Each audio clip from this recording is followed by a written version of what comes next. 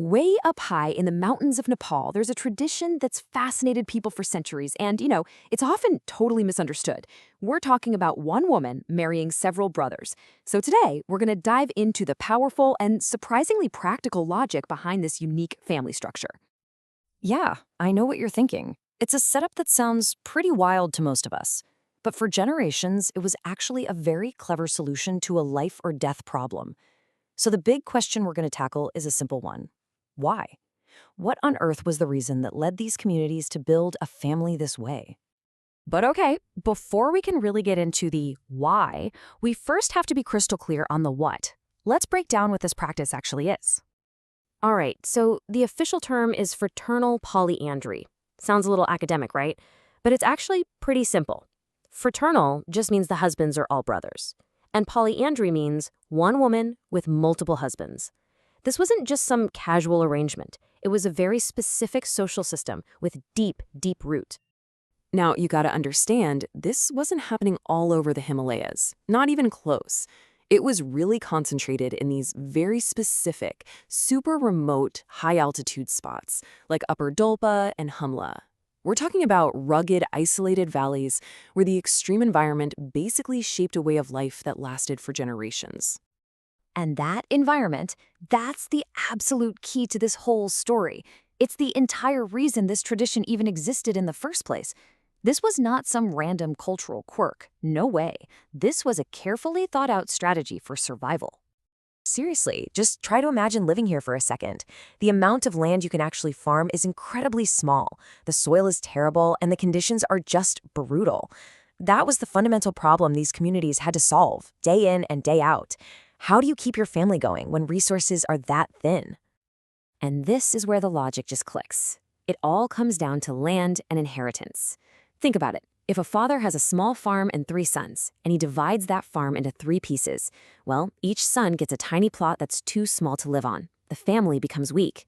But with polyandry, the land stays whole, all the brothers work it together, and the family unit stays strong and, more importantly, viable. So you see, the benefits were just immense. It kept the family's most precious asset, their land, from being shattered into useless little pieces. It also created a bigger labor pool. So one brother could go on a long trading mission or take the yaks to high pastures, while the other stayed behind to work the farm. And get this, it was also a kind of social insurance. If one husband was away or sadly passed away, the wife and children were always cared for. The whole thing was designed to preserve the family. Okay, so the economic logic makes a ton of sense. But what was it actually like to live this way? Let's talk about the day-to-day reality of it all. Well, it really functioned like a well-organized team. The oldest brother was usually the head of the household, and for legal reasons, he was considered the official father to all the children. The other brothers were co-husbands who shared all the work, and the wife was in charge of the home and raising the kids. Everyone had a very clear role to play. Now, this obviously brings up questions about paternity, and the way they handled it was, frankly, brilliant. The focus wasn't on biology, it was on social identity. Legally, all the kids were considered the children of the eldest brother.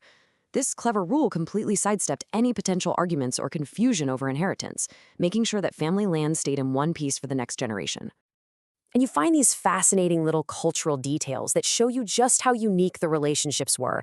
For example, in some communities, a younger brother would call the shared wife Bauju. Now that's the same word he would use for his older brother's wife in a typical marriage. It means sister-in-law. That one word tells you so much about the complex family dynamics at play. And while it's easy for us to focus on the structure and the economics, it's so important to remember the human side of this. When asked, some wives in these marriages would talk about real affection and balance. As one woman simply said about her 2 husbands, "I love both equally." It's a powerful reminder that emotional harmony was absolutely possible inside this system. But, like so many ancient ways of life, fraternal polyandry is up against the forces of the modern world. For hundreds of years, it was a successful strategy, but today, it's becoming incredibly rare. It's fading away. And the reasons why are pretty powerful. New roads and media are connecting these once isolated villages to the rest of the world. Modern schools are introducing totally new ideas.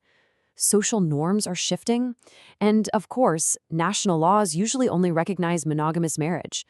You put all of that together, and it's completely reshaping what family looks like. And sometimes that change is intensely personal. This one story really brings it home for me. A young man who actually grew up in a polyandrous family decided to leave it all behind. He left his village and his own brother so he can marry a woman and have her all to himself. It's just a powerful example of individual choice pushing back against generations of tradition. So, as this custom slowly disappears, what should we take away from its story? What's the bigger picture here? It really makes you ask a pretty profound question, doesn't it? What is actually lost when a tradition, one that was born from the genuine, desperate need to survive, starts to vanish? See, the story of Himalayan polyandry isn't just some historical curiosity. It's a powerful case study in human adaptation. It shows how a social structure can be cleverly engineered to protect precious resources. And it's a living lesson in how the raw, fundamental need for survival can shape the very definition of what a family is. Because in the end, that's what this all comes down to.